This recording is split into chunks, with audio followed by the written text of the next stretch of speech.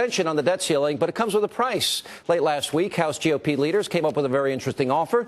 Say they would vote for the extension, but that the measure would also require the Democratic-controlled Senate to pass a budget. And if they fail to do that, pay for lawmakers themselves will be withheld. Speaker John Boehner said, quote, "We're going to pursue strategies that will obligate the Senate to finally join the House in confronting the government's spending problem.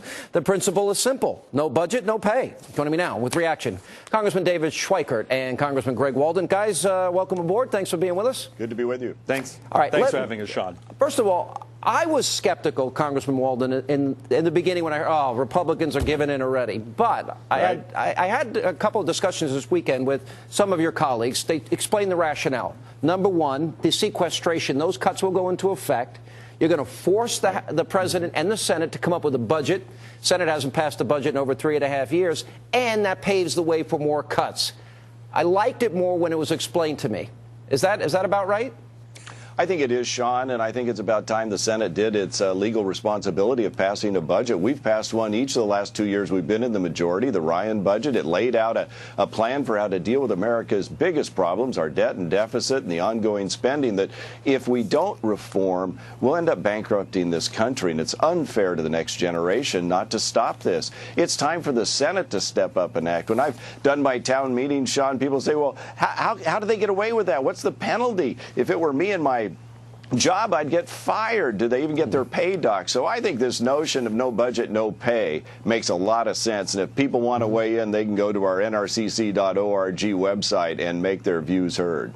By the way, we're watching also as we speak. That is the First Lady, President Obama. This is their second ball of the evening, and a few less balls than they had back in 2009. And I got to give the president a lot of credit.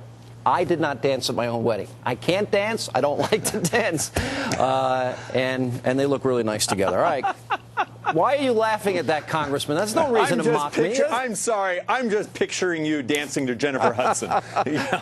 I love Jennifer Hudson. I would love to be at the party. Look, everybody's taping. It looks like a lot of fun. I'm not even invited to the media Christmas party. Sean, did you notice the cool kids didn't get invited? Yeah, we could rationalize it and spin it any way we want, but I don't even get invited to the White House media Christmas party. I'm the only one that's off the list. And nobody's making fun of my haircut, okay? I just want to put that on the record if I could. Oh, no, I mean, look, it's a reason to celebrate the peaceful transition of power. We celebrate the election of presidents. I'm just counting down the days to 2016, politically speaking. All right, well, what do you think, Congressman Schweikert? Weigh in on this. Is this going to help motivate the Senate to get to a budget? Well, I sure hope so, because in many ways what you've seen the last 2 years is those of us in the Republican House have been negotiating with ourselves. You know, you keep having folks say, well, why can't you make this work? Why can't you at least explain to the public what's really going on with the budget? Well, how do you get there when you have a Senate that refuses to do its job? Well, that's a good point. How did they ever get away with this, Congressman Walden? Congressman Schweikert, go ahead. You know, they just haven't acted, and they'll say, oh, well, we don't really need to do a budget. Harry Reid has said we're not going to mark up a budget. Patty Murray earlier this week said, I don't know, and she's chairman of the committee. And so what we have to do is draw attention to it. You know, we need to solve these problems. It reminds me of the old Jimmy Buffett song, you know, if the phone doesn't ring, it must be me. That's like waiting for the Senate to call with a budget.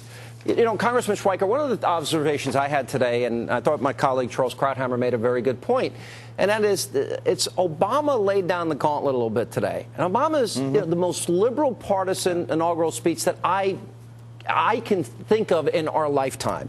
Now, and almost he wants to destroy or wipe out the Reagan legacy or Reaganism with massive big government social engineering. Do you think he'll be successful in this term accomplishing that? Well, that's our job in the House, is to stop this. And think about sort of the outrageous language in the president's speech today. When he wants to talk about social justice, well, darn it, a job is the ultimate social justice. And yet the policies of this administration have crushed the ability to expand this economy. So how do we now in the House start to use what leverage points we have to force the Senate to finally engage in the process of doing what's right? And Mr. Walden and I have talked about this in the past. I think the Senate has avoided doing a budget because they're terrified of letting the American people understand how bad the numbers are. All right, by the way, what you're watching on your screen, and by the way, this is not Dancing with the Stars or Dancing with the Politicians.